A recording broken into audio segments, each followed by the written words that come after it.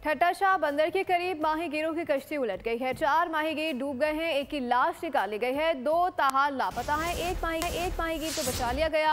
सदर अमीर अल बहर तंजीम के मुताबिक लापता माहीगीरों की तलाश जारी है। मज़ीद जानते हैं नज़ाकत शाह से। जी नज़ाकत शाह, बताइएगा क्या डिटेल्स आ रही हैं?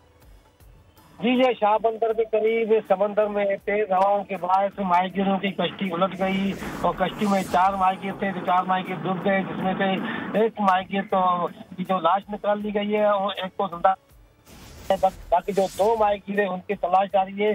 तो जिस माहीगीर की लाश निकाली गई उसकी शनाख्त मोहम्मद अनीस के नाम से हुई है। ये कश्ती जो है मोहम्मद पहाड़ी की बताई जाती है, जो समंदर में थी और तेज हवाओं के बाद उलट गई थी, जिसमें 2 लापता जो माहीगीर है उसमें मोहम्मद का नाम है मजीद और दूसरे का नाम मंजूर पहाड़ी है। इनको जो तलाश जारी है, ताहाल अभी तक इनका कोई पता नहीं हो सका। आपको बताए जो माहीगीर है वो गाँव मछली पहाड़ी से उनका ताल्लुक था। अब तक 2 लापता माहीगीरों की तलाश जारी है। जी नज़ाकत शाह अपडेट कर रहे थे, आपका शुक्रिया। सब्सक्राइब करें और बेल दबाएं ताकि कोई खबर रह न जाए।